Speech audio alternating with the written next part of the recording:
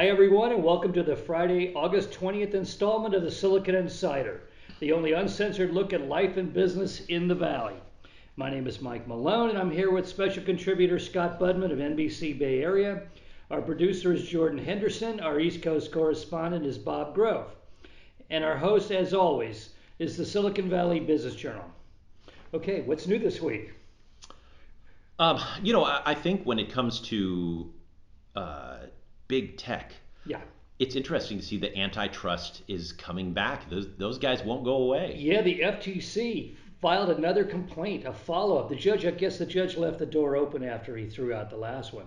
But, oftentimes the government just walks away after a failure. Right, Not and that this was time. that was in June, and think of all the things that have happened in the last couple of months to deflect attention away from something like this. But the administration has added some people to the FTC, and they're really going after big tech, especially Facebook. Yeah. And I think once again, it's sort of the seeds that were planted back in the sort of Elizabeth Warren, Bernie Sanders run of, break up Facebook. And I don't know that we're any closer to that, but the idea that Facebook could be a monopoly when it comes to social media, and if you add in Google when it comes to search, Right. this could be interesting if it has any teeth. Remember, like you just said, so far these missions, if you will, have been kind of toothless, and ultimately when they get the Zuckerbergs and the Pichais and those people, the Dorseys, to testify, we realize that they just don't know what they're talking about, they being Right. the government. So it'll But be I think interesting. the woman running the FTC now knows what she's talking about. Absolutely, I agree. And it reminds me of of patents that oftentimes you have to reapply and update your filing multiple times, get turned down every time. That's what Gilbert Hyatt did. He did it for 30 years, and he finally ended up with the patent for the chip. Uh, I don't think I think the FTC is like a pit bull right now. They are going to keep coming until they get a win. Right, and Facebook will continue to be unable to get out of its own way. Yeah. And just this week announcing, of all things, more VR, like a way to meet in virtual We'll reality. talk about that in a minute. Yeah, all right. Okay, I want to get into this. I didn't want to start with this, but I put out a. Remember, I asked Bob Grove, our correspondent back in Massachusetts, to give since he was the expert on, he busted the giant child porn rings for Forbes. What his reaction is to the new Apple technology, searching for child porn. He says, like so many people, my first reaction is, good, get the bastards and lock them away. Make them pay for the innocence they have stolen. Remember, his 2001 child porn investigative series really looked at large tech companies that were turning the other way while transactions were going on with child pornographers. He notes that this is still a very highly organized group of people and not easily found, and that which makes the Apple announcement so compelling. It's a new way to find them. But regardless of my personal feelings and involvement with this terrible material, Apple's efforts still raise some troubling issues for me. The issue of technology is that regardless of the intended purpose for any software or hardware development, it will always be used in unintended ways, and many times it's not good. The Apple technology in the wrong hands could have bad consequences. It's the perfect tool for oppressive governments looking to watch personal activity and identify dissenters or enemies of the state. So that's Bob's comment. Well, he's got a point, even that technology in the right hands is dangerous because this technology is still unproven. It's artificial intelligence, it's algorithms. We know that algorithms have had racial bias, have had gender bias, and now we're putting these algorithms and saying, find these horrible crimes, but they've gotten literally everything wrong up to this point. Right. How do we know they're going to get this right? And the chance of failure and the consequences. You post a picture of you giving a bath to your young child, and the app picks it up, and next thing you know, you got SWAT teams at your house, and you're in the. And as you and I both know, you get arrested on page 1, and you get cleared of the crime on page 6F next to the shipping news. Right, and may I make a quick correction? Given that we just talked about Facebook, I wouldn't say you post a picture Yeah. of your kid in a bathtub ever. Yeah. But I would now think twice about even taking that cute picture because you don't know that it will be securely in Yeah. your cloud on your Right. phone. I guess that's what nowadays we're pretty wary about the Facebook picture, but we're not wary about posting it up to the cloud Right. in our personal collection of family photos. And we should be, just given again how this happened about a year and a half ago with celebrities, and they were putting kind of intimate pictures on their own phones, thinking, Right. hey, this is just me, and no one else is going to see it except maybe my intimate friends. And the next thing you know, there's a hack of the cloud. Yeah, and the fappening. Yeah. Yeah, and that's just a risk that we all need to sort of learn from, I think. And like you say, what's more vulnerable than little children? And so I would think twice even before taking that picture, not to mention certainly ever posting it. Yeah. Okay. We got a lot of stuff today. Amazon's going to open retail stores. So basically, they wiped out all small retailers, and now they're going to build their own stores. Yeah, they've been doing this, and it is. I mean, And how symbolic! You put it in a Sears. I mean, they're apparently searching out Sears around the country because they're all empty and they have got the room. Yeah, they got square footage. Mostly, it's going to be in Ohio and California, apparently initially. I really wonder how this will go. I mean, you said it yourself. Amazon is the reason that we don't go to these brick and mortar stores anymore. So if I'm looking for something that I can find on Amazon, Yeah. am I going to say, well, I could sit here on my couch and press a button, or I could do what I used to do, which is to go to a brick and mortar store. Right. Except I don't do that anymore because of Amazon. It's a weird circle. Well, I guess they're going to use them as fulfillment centers too. Yeah. So you load them up with inventory, so the truck only has to, the time from, storage facility to truck to your house is cut in 2/3 or something. Right, and that's the. But the other argument Amazon. was, well, even Sears even had little tiny stores in small towns in the old days, because you could go in and touch the washing machine and see if that's what you really wanted. I'm not sure we need that touch anymore, because we now have enough information being presented to us, pictures and demonstrations and everything else. And I think Amazon's greatest strength has been its return policy. They don't ask questions, they just do it fast. And if that's the case, if you get it wrong, oh well, it's just going to take 2 more days to get the right one. Right. I mean, it's interesting to see in the stores that do survive, like Best Buy, let's say, because you want to touch the electronics, Yeah. they have the appliances that you'd see in your kitchen or the washer dryer. And how often are you really going to look at a couple of different ones to make the decision? You're going to say, well, one does it faster or has more features or is a little more environmentally friendly. Let's just pull the trigger on it and buy it. Whereas, Amazon makes all that possible in the pushing of a button. And I get more information from the Amazon listing.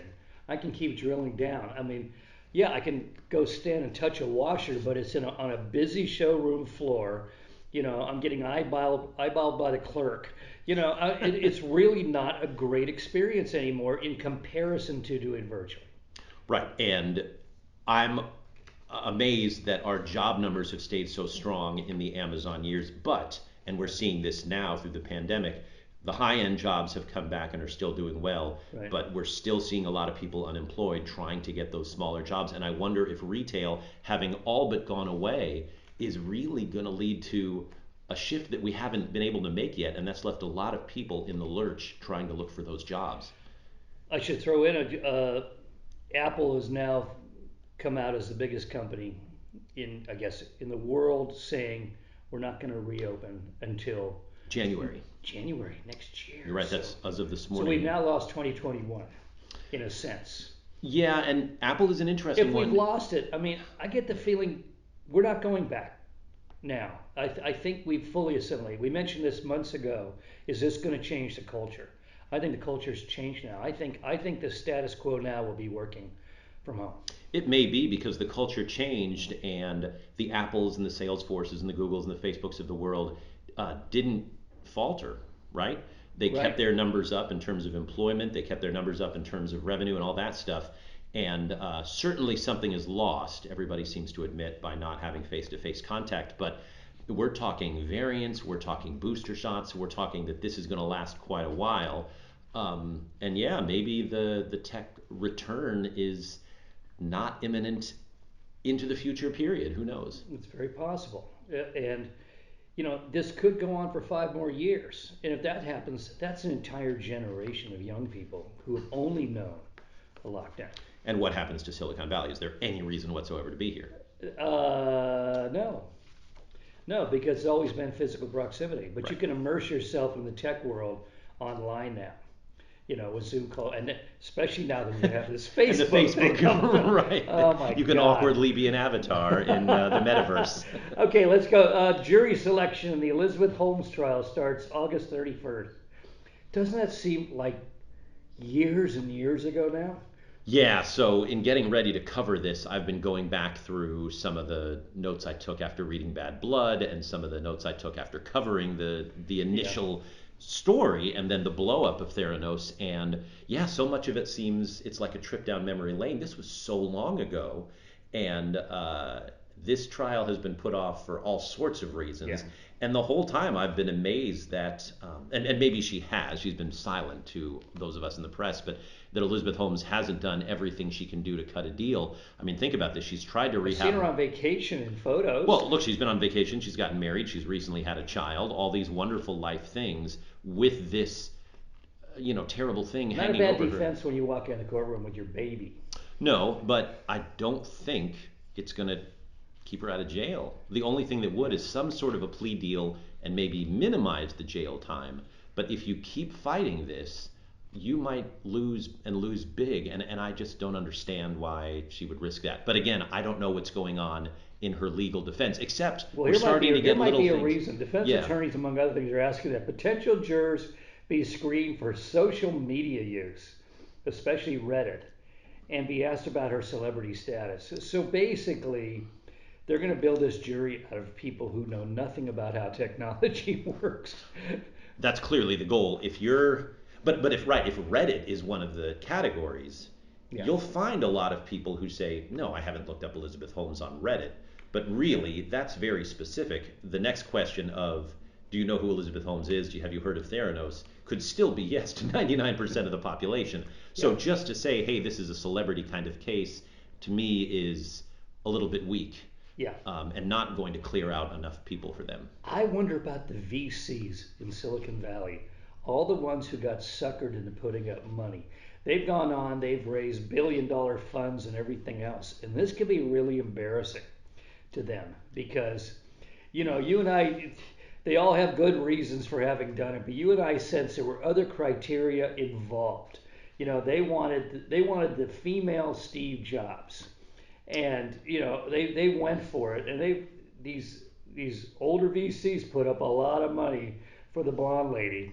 Well, but look, they saw money. I mean, even in the early days of Theranos, Holmes and her partners were talking about contracts with companies like Pfizer and all these pharmaceutical giants that didn't exist because of the technology that didn't exist.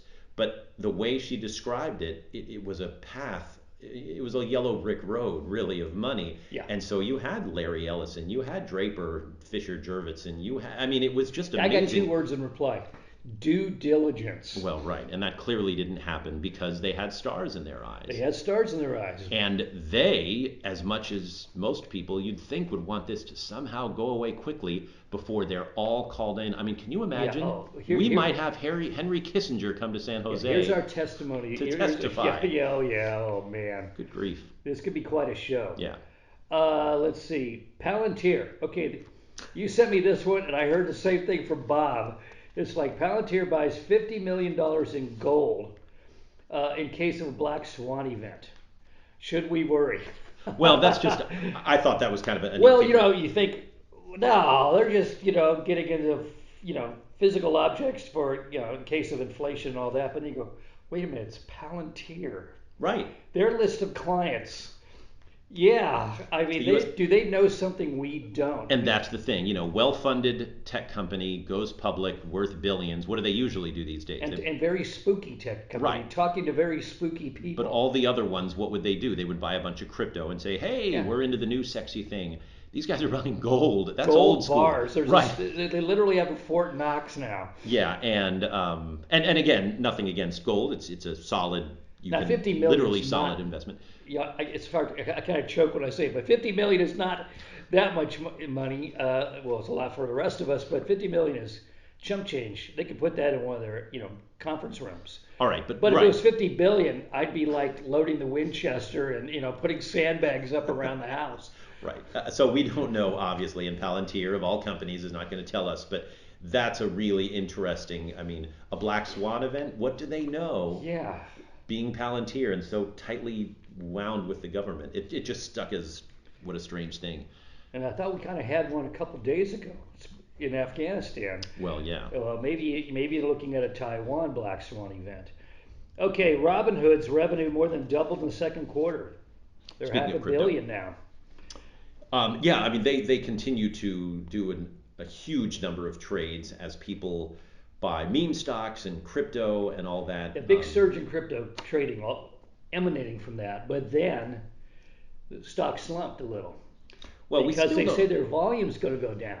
Right, and how would they know that? I mean, Robinhood is still very speculative as a company, so I imagine its stock price is still trying to but figure out. You'd have to do they have evidence of that? I mean, everything's so volatile and unpredictable Right. and obscure in that world to suddenly say, oh, we think our trading's going to go down. And I thought, why wouldn't the trading still be going up? Crypto's the hottest thing in the world right now.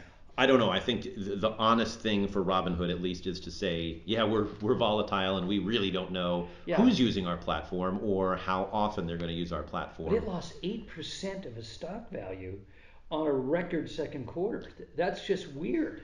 Well, because the stock value isn't properly figured out yet. Yeah. I mean, the market makers, whatever they are treating this company as kind of a meme stock, which means, and you saw what happened to GameStop and those guys, they went up and down like crazy. Robinhood still hasn't figured out a trading range because it's sort of the anti-Wall Street, and it's trying to find a trading range on Wall Street, and it just doesn't fit yet. Did you? I never saw the clip before, but the clip when they went public, the two guys, Yeah. didn't they look out of place on Wall Street? They did. They reminded me of Woz and Jobs when I used to see them in the neighborhood here with their shoulder-length hair and all that. Well, and imagine if WeWork had actually gone public with Adam Newman. Woo-hoo. Oh, man, that would have been quite a sight. Okay, real quick. I saw this on CNN. Basil Hero, former investigative reporter and media executive, has authored a new book saying The Mission of a Lifetime, in which he says that the Apollo program was the birthplace of the modern tech ecosystem. Without Apollo, I don't think the computer revolution would have happened as quickly as on the same trajectory. No, he's wrong. I mean, he doesn't know what he's talking about. If you want to say the Vietnam War playing a crucial role in the creation of the tech industry, if you want to say UHF television, if you want to say mainframe computers shifting from,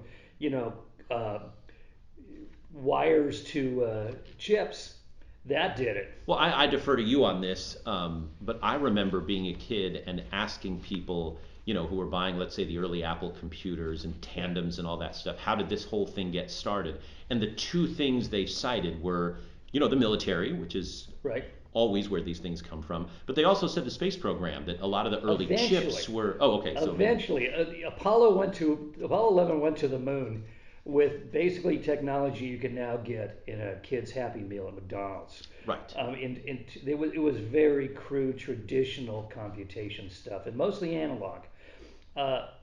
Ironically, the consumer world drove it when the government, the FTC or FCC, announced that you had to have UHF on your TV. Oh, okay. Yeah. I thought they had needed chips to propel the rockets and communication systems and all that stuff, but you say that came later. Basically, it was all mechanical. I mean, if you saw how crude the Saturn V was, you would not have put money down they were going to make it to the moon. Okay, how about this? The fallout from Kabul continues. The Taliban are now the Lithium Kings. The Taliban are sitting on an estimated $1 trillion worth of minerals. And where do we see lithium? Batteries. Batteries, yes. That's a problem. That is a problem. And because of the chaos in Afghanistan, that stuff didn't get mined over the last 20 years we were there. And now it's very unlikely. But now I think you now know why China's so interested in a country that's, a little ways away. Yeah, I mean, who's ready to do business with the Taliban right now? Yeah. Uh-huh. Okay. I just thought I'd bring that up because we're going to hear about that in a few years. Okay, and finally, am I finally here? Yeah. Facebook. Okay, Horizon Workrooms, a new way for office workers to connect using virtual reality. They spent 2.5 years creating this thing. You have, 16 avatars sitting around a conference table holding a meeting. You know, the interesting thing is when they bought Oculus, I remember sitting down with a young man who created Oculus, and he showed some of the technology. And it was pretty amazing, some of the immersive video games you can see. I'm talking about Palmer Luckey. And some of the ways you could see a concert even, or virtually tour a vacation before you put your money down. And those things were very impressive. And what I saw yesterday as Facebook rolled out this sort of virtual chat room was honestly the least impressive thing I've seen in VR. Yeah. I don't get it. It looks like a cartoon. Right. And if there was no such thing as a FaceTime or a Zoom, it might be like, oh, okay, there's you and I are virtually talking with each other. But we have ways to do that in real time with real life. Yeah. And I can see your lips move. And see their facial, Yeah. And so Mark Zuckerberg talking about how, hey, look, here I am in essentially cartoon form. Yeah. Honestly is not a step up from what I saw years ago when the technology was first bought. Well, here's the question. If you're a 23-year-old millennial entering the business world and you played video games all your life, were you going to have a problem with a cartoonish looking meeting? Yeah, I mean, as a grown adult, you go, what the hell is this? Yeah, I mean, the hologram of Tupac looked way more real than anything I saw yesterday. Well, but the good news is you can now go to virtual meetings. It used to be you had to pull your hair back in a ponytail or put on a sweatshirt over your dirty wife beater. Now you can go to these meetings naked. You don't have to get out of bed. You don't have to get dressed at all. And your mighty Thor avatar. So we've even down marketed Zoom meetings. Yes. You're saying, yeah. Yeah, and you got to wonder this one-upmanship. Is there going to be an avatar race? Are you going to show that you're an alpha or a beta during the meeting by what avatar you choose? Well, think if you're an avatar making company, if that sort of thing exists and you saw what Facebook put out, you're probably thinking, whoa, we can do a lot better than that. Maybe that's a market if people jump into this. I just don't know that they'll jump into this. I bet you there's going to be a market to buy avatars, special custom avatars. Maybe so. Because it sounds like the hard part of this is the engine, and they didn't spend a lot on the user interface. I am thinking that there is a big consumer market potentially for VR. Yeah. But I don't know about the business market if what we saw yesterday was the business market for VR. Yeah. Not yet. Okay. That's it for now, folks. You can find us on the Silicon Valley Business Journal homepage, as well as on Spotify, Anchor, Google Podcasts, Apple Podcasts, and YouTube. Have a great weekend. We'll see you next week. Bye-bye.